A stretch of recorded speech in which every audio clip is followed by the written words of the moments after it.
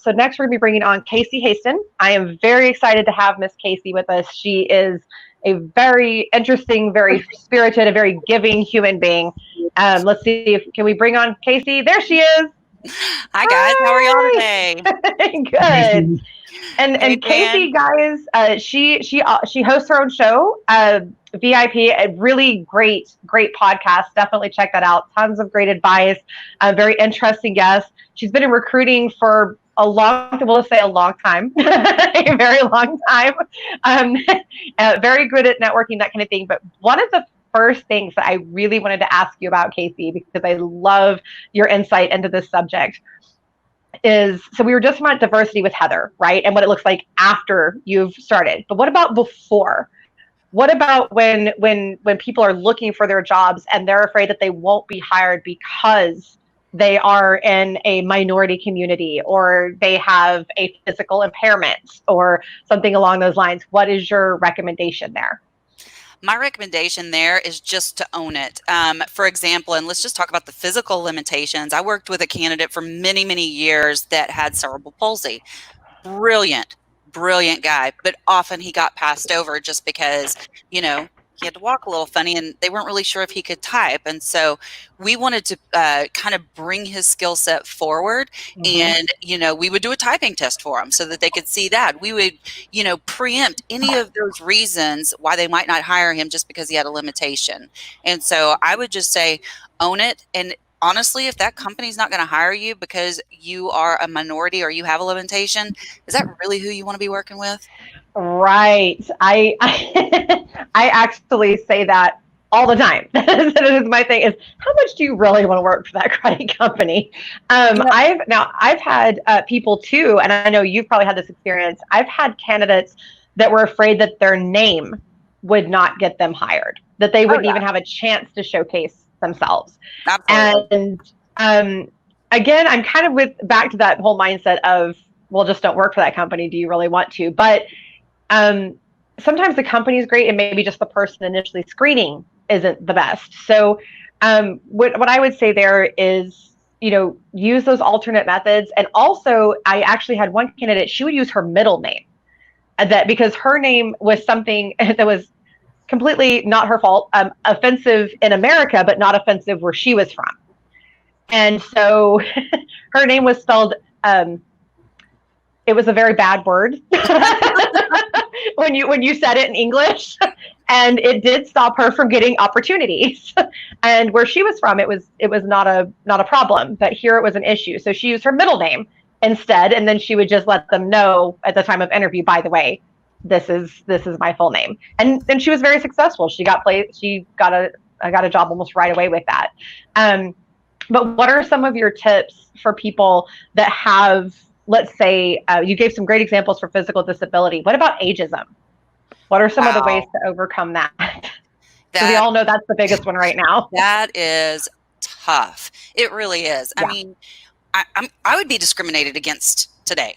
If let's say I was still in accounting and if I went back to go apply for a job right now, I'm that person that's going to be discriminated against, which just freaks me out because I'm like, I'm not old,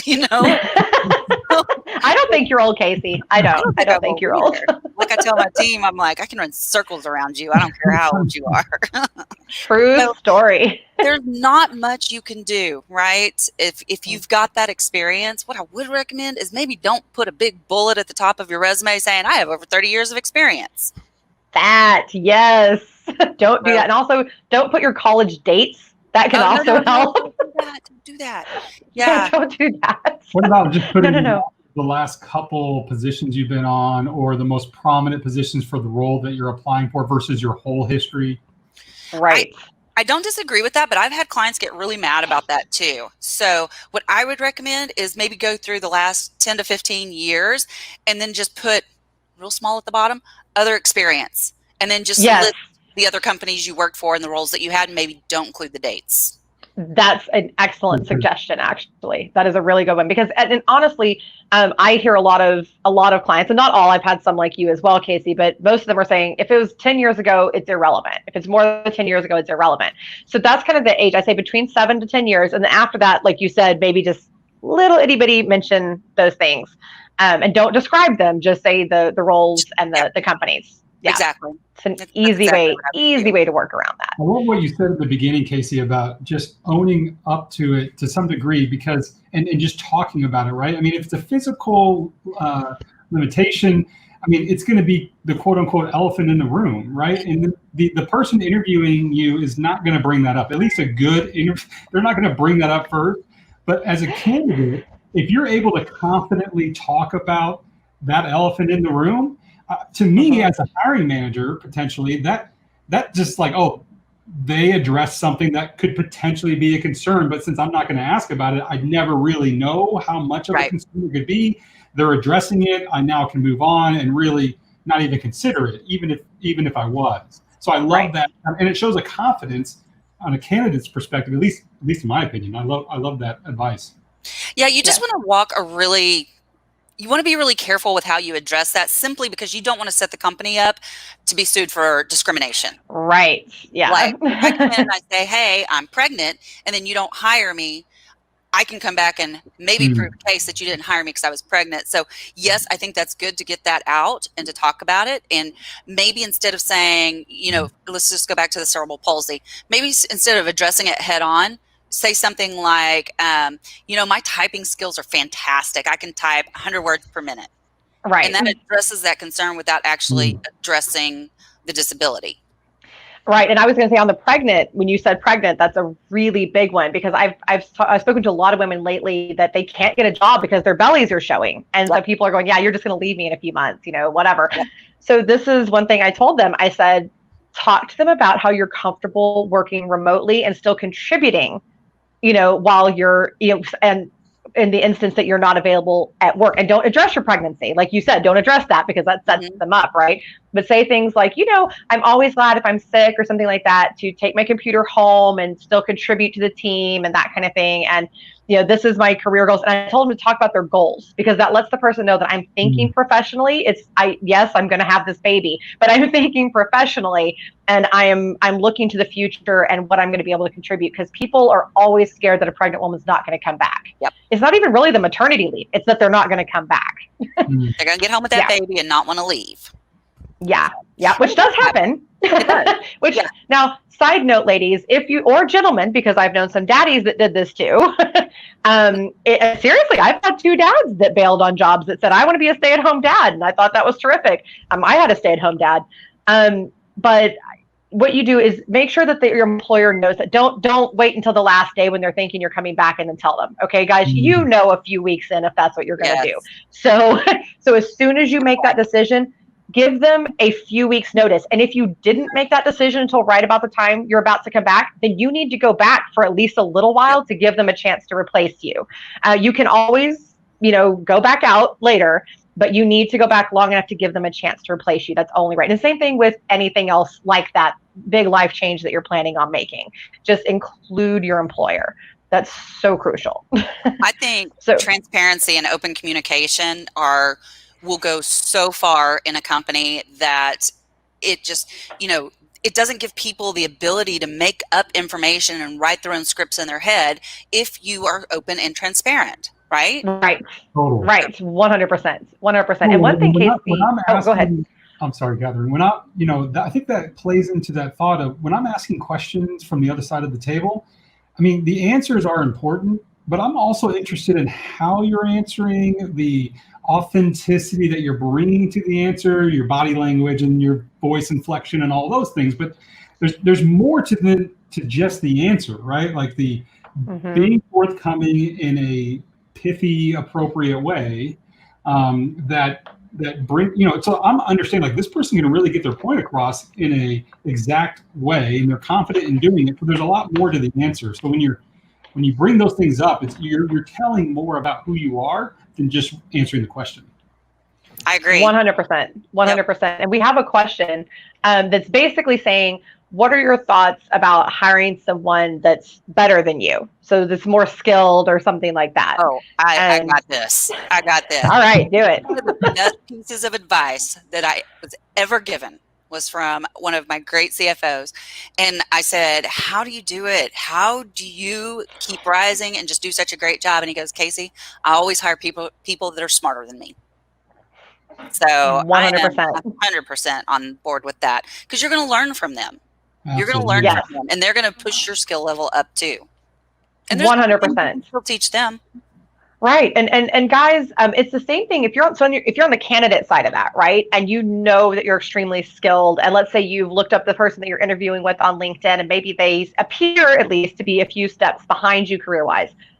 Don't let that make you feel intimidated. And I would just discuss what your career goals are and what your focuses are and that type of thing. And that's how I would kind of address the elephant in the room, right? And overcome that obstacle, because they might be a little bit afraid that maybe you're trying to just get your foot in the door and take over. That's their own insecurity. Okay. So just help them by letting them know what your goals are and your focuses are, and it coming across like a team player. That's the best you can do. Past that, if they're that insecure, what are you going to do? Again, you really want to work there. Right. Yes, absolutely. Thank you. Before, when I was doing some research and kind of looking up for today and looking at your profile actually on LinkedIn, I was looking at your about section. You talk about loving your job, right? And the importance of loving your job. And you say one of your favorite questions to ask is, what will make you happy to go to work every day? I ask that question of everybody that I talk to.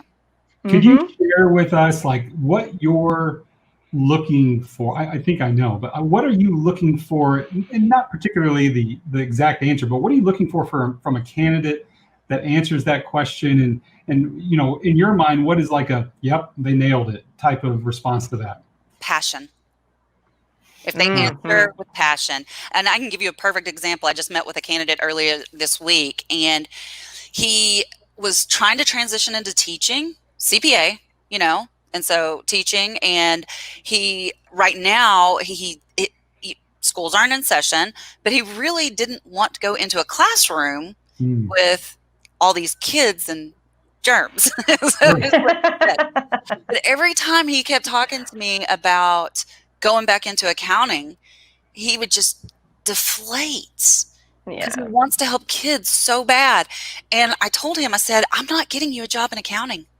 You're going to be miserable, and it's not my job to make people miserable. So you need to go really do some inner reflecting and decide what it is that you want to do going forward. I said, but I'm not helping you do that. Oh, I love that. Right. That's great. And actually, that's what a good, by the way, guys, we keep talking about good recruiters versus bad recruiters. That's what a good recruiter will do. Okay. And at least to me, I don't know if Casey feels this way too, although I think she does. I feel like part of my job is helping people to realize their career direction, is to listen to them. And it's not me telling them, it's listening to them and helping them realize what's already going on inside of them and helping them focus. And my very starting question in all of my interviews is similar to yours, actually, Casey. It's what's important to you. And I want to know what what makes you tick, what makes you excited, what your fire is, what your goals are. And that's so very important. And to those out there that we've had some hiring managers actually commenting. So guys, if you're out there interviewing, these should be some of your first questions, not how many years of this or, I don't know, what degree do you have, whatever else. These are the questions that you should be focusing on first and foremost, and making sure that those align with your company goals and the position direction. And from a candidate side, I'd like to add a question that I want all candidates to ask. I want you to ask right now during this time, how is your company responding to the pandemic? Yes. How are you reaching out to your employees? Who has had salary cuts? Because I'm telling you, a lot of people that have been with companies for a long time are realizing where their company's values are. When the top C-level people don't get a salary cut, but everybody below gets 50%. We just talked about that, and that is a pet peeve of mine. I have one company, their entire accounting department is leaving because of that. Wow. Yeah. Well, that's what happens. You show where your values are. It's just like, in a marriage, if all your focus is on you and never on the other person, that's not healthy and it's not going to work out. Well, it's the same thing. It's a complementary relationship to be in a an employee-employer relationship, right?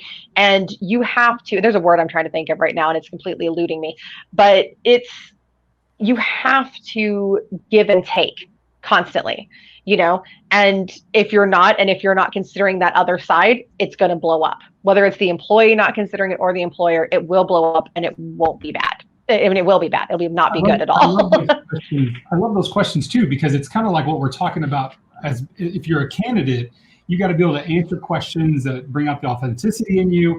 When you ask those types of tough questions, you can also see and feel the authenticity in their response. Absolutely. Right? And so that should go both ways. And that should be something that as a candidate, you're looking for from them. It's not all about them looking at you, it's you looking at them. There should be that mutual kind of understanding when you leave that meeting. Absolutely.